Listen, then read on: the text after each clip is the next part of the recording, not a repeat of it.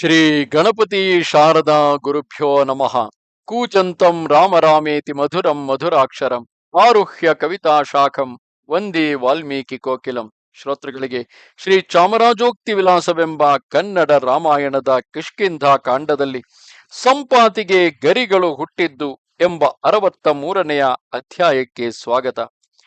ಹಿಂದೊಮ್ಮೆ ಜಟಾಯು ಸಂಪಾತಿ ಆ ತಮ್ಮ ಮತ್ತು ಅಣ್ಣ ತಮ್ಮಂದಿರಿಬ್ಬರು ಸೂರ್ಯನೊಡನೆ ಹಾರುತ್ತಿದ್ದಾಗ ಸೂರ್ಯಮಂಡಲದತ್ತ ಗುರಿಯಿಟ್ಟು ಹಾರುತ್ತಿದ್ದಾಗ ಬಿಸಿಲ ಬೇಗೆಯನ್ನು ತಾಳಲಾರದೆ ತನ್ನ ತಮ್ಮ ಜಟಾಯುವನ್ನು ರಕ್ಷಿಸಲು ಹೋಗಿ ಸಂಪಾತಿಯ ಗರಿಗಳು ಸುಟ್ಟು ಹೋದಾಗ ಆ ಸಂಪಾತಿಯು ಕೊನೆಗೆ ನಿಶಾಕರ ಮುನಿಗಳ ಬಳಿ ಬಂದು ತಾನು ಆತ್ಮಹತ್ಯೆ ಮಾಡಿಕೊಳ್ಳುವ ವಿಚಾರವನ್ನು ತಿಳಿಸುತ್ತಾನೆ. ಆದರೆ ಹಾಗೆ ಮಾಡದೆ ಮುಂದೆ ಹಲವು ವರ್ಷಗಳ ಕಾಲ ಕಾದಿದ್ದರೆ ಆ ಸಮಯದಲ್ಲಿ ದಶರಥನ ಪುತ್ರನಾದಂತಹ ಶ್ರೀರಾಮನು ವನಕ್ಕೆ ಬಂದಾಗ ಅಲ್ಲಿ ಆತನ ಮಡದಿಯಾದ ಸೀತೆಯು ರಾವಣನಿಂದ ಅಪಹರಿಸಲ್ಪಟ್ಟು ಆ ಸೀತೆಯನ್ನು ಹುಡುಕಿಕೊಂಡು ಬರುವ ಕಪಿನಾಯಕರಿಗೆ ಸಂಪಾತಿಯು ಸೀತೆ ಇರುವ ಜಾಗವನ್ನು ತಿಳಿಸಿಕೊಟ್ಟರೆ ಆಗ ಸಂಪಾತಿಯ ಕಳೆದು ಹೋದ ಯೌವನವು ಆತನ ರೆಕ್ಕೆಗಳು ಪುನಃ ಮೂಡುವವೆಂದು ನಿಶಾಕರ ಮುನಿಯು ಹೇಳಿದ್ದ ಕಥೆಯನ್ನು ಇಲ್ಲಿ ಸಂಪಾತಿಯು ವಾನರ ವೀರರಿಗೆ ತಿಳಿಸುತ್ತಿರುವನು.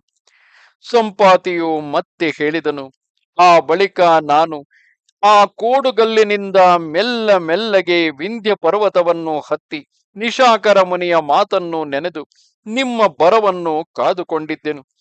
ಆ ಕಾಲದಿಂದ ಇಂದಿಗೆ 100 ವರುಷಗಳು ಸಂಪೂರ್ಣವಾದವು. ಈ ಪ್ರಕಾರ ನಿಶಾಕರ ಮುನಿಯು ಹೇಳಿ ಮಹಾಪ್ರಸ್ಥಾನವನ್ನು ಹೊಂದಿದ ಮೇಲೆ ನಾನು ಬಹುಕಾಲದಿಂದ ನಿಮ್ಮನ್ನು ಎದುರು ನೋಡಿಕೊಂಡು ದುಃಖಿಸುತ್ತಿರುವೆನು. ನನಗೆ ಮರಣ ಹೊಂದಬೇಕೆಂದು ಬುದ್ಧಿ ಹುಟ್ಟಿದ್ದರೂ ನಿಶಾಕರ ಮುನಿಯ ವಾಕ್ಯಗಳನ್ನೇ ಮನಸ್ಸಿನಲ್ಲಿರಿಸಿಕೊಂಡು ನನ್ನ ಪ್ರಾಣಗಳನ್ನು ರಕ್ಷಿಸಿಕೊಂಡಿರುವೆನು.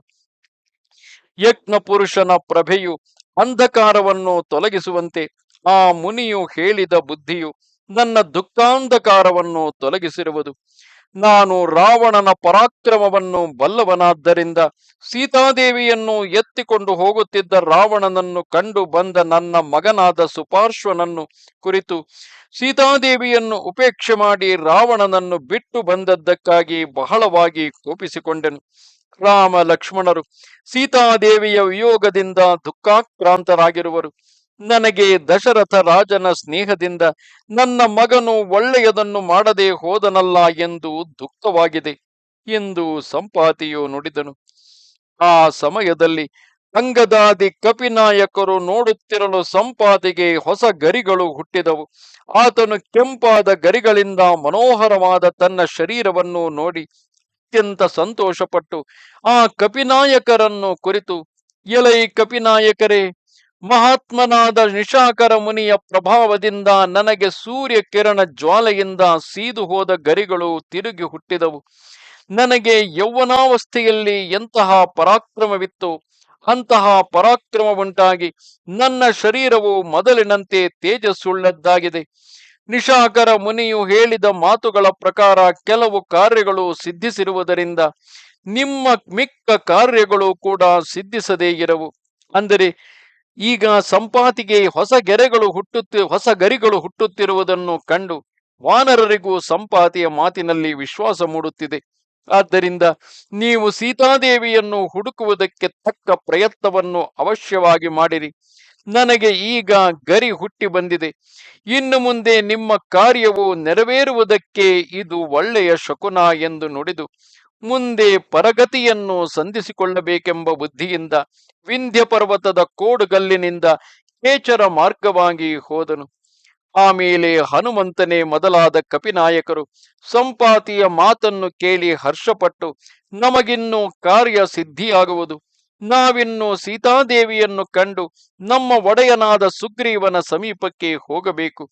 ಅದಕ್ಕೆ ಎಂತಹ ಪ್ರಯತ್ನವನ್ನಾದರೂ ಮಾಡಬೇಕು ಎಂದು ನಿಶ್ಚಯಿಸಿ ದಕ್ಷಿಣ ದಿಕ್ಕಿಗೆ ಹೊರಟರು.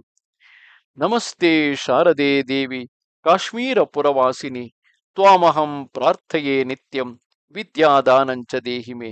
ನಮಸ್ಕಾರ.